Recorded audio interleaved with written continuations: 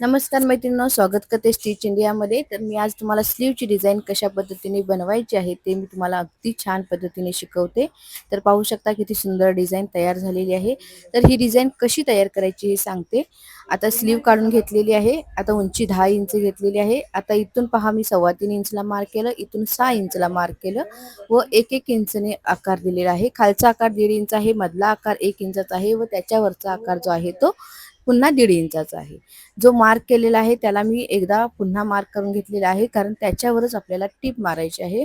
अगदी थोड्या वेळात तुम्हाला अगदी सविस्तरपणे शिकवत आहे, कारण वेळ प्रत्येकांना कमी असतो. तर मी अगदी तुम्हाला समजेल अशा भाषेत अगदी सविस्तरपणे शिकवत आहे. तर आता टाचण्या लावून घ्यायच्या आहेत व जसा आकार दिलेला आहे त्या पद्धतीने आपल्याला स्टिच करून घ्यायचं आहे. कापड सरळ ठेवलेलं आहे, त्याच्यावर अस्तर ठेवलेलं आहे. कॅनव्हास घालायची गरज नाही, कारण कालचं कापड जे आहे ते अगदी व्यवस्थित व चांगल्या पद्धतीचं आहे. जर कापड पातळ असेल तर तुम्ही ते कॅनव्हासचा यूज करू शकता. तर आता जसे टोक आहेत त्या पद्धतीने टोक घ्यायचे आहेत व आपल्याला स्लीव जी आहे ती अगदी व्यवस्थित पद्धतीने डिझाईन बनवून घ्यायची आहे.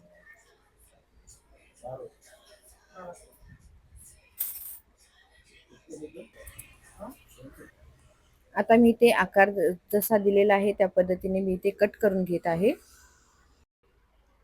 आता स्लीवला आकार दिलेला आहे, एक्स्ट्राचं कापड कट करून घ्यायचं आहे.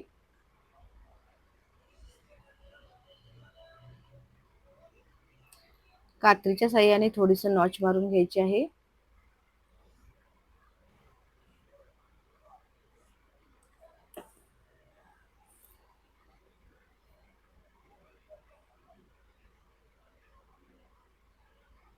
आता याला पलटी करून प्रेस करून घेतलेला आहे.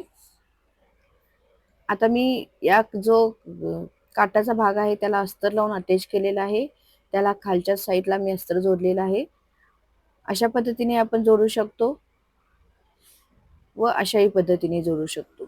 तर छान असं आडवं वाटत आहे, कारण काठ जे आहेत ते आडवे असणार आहेत साडीला. तर मी आडवं जे आहे तो पार्ट घेत आहे. तर टाचण्या लावून घ्यायच्या आहेत, पण टाचण्या लावून घेताना माझी एक चूक झाली होती की मी मध्य काढला नव्हता. तर त्यासाठी मी मध्य नाही काढला तर कापड एका साईडला जास्त होईल, दुसऱ्या साईडला कमी होईल व मध सेंटर नसल्यामुळं जे फिनिशिंग येणार आहे ते येणार नाही.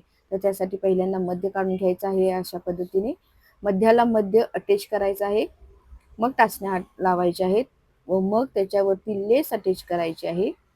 कारण लेस जर नंतर आपण लावली तर ज्या वेळेला आपण पट्टी लावतो त्याच्यावरती जर लेस लावली तर ते फिनिशिंगचं दिसणार नाही. तर त्यासाठी पहिल्यांदा इथे अशा पद्धतीने अटॅच करून घेतलेलं आहे. मी ज्या पद्धतीने करते, जर तुम्ही बिगिनर असाल, जर नवीन शिकाऊ असाल तर तुम्ही माझ्या पद्धतीने जर ही डिझाईन बनवलात तर खूप छान पद्धतीने तुम्हाला शिकता येईल व अगदी सविस्तरपणे मी शिकवत असते. नेहमी माझ्या क्लासमध्येही मी अगदी सविस्तरपणे शिकवत असते व इथे सुद्धा यूट्यूबला सुद्धा तुमच्या प्रत्येक महिलांना समजेल अशा पद्धतीने मी इथे शिकवत असते. तर आता मी 1-1.25 इंचाची पट्टी काढलेली आहे. त्या पट्टीला मधून कट केलेलं आहे. दोन्ही साईडला आपल्याला स्लीवला जी आहे ती आतली पट्टी म्हणजेच आपल्याला कव्हर टीप मारून समोरची पट्टी तयार करायची आहे. तर त्याच्या आधी लेस अटॅच केलेली आहे. लेस नंतर अटॅच केली तर ब्लाऊज जो आहे तो फिनिशिंगचा दिसत नाही. तर मी पहिल्यांदा लेस इथे अटॅच केलेली आहे. अगदी व्यवस्थित हळूवारपणे लेस अटॅच करायची आहे. जसा आकार आहे त्या पद्धतीने यायला हवा, त्यासाठी सुई जिथे थांबवायची तिथे थांबवायची गरज आहे. डायरेक्टच न जोडता थोडंसं काम फिनिशिंगचं करायला शिका, म्हणजे तुमच्यामध्ये सुधारणा नक्कीच होईल. तर आता इथे दाब टीप मारून एक्स्ट्राचं कापड जे आहे ते आत टाकलेलं आहे. नंतर इथे आपण हात शिलाई करणार आहोत.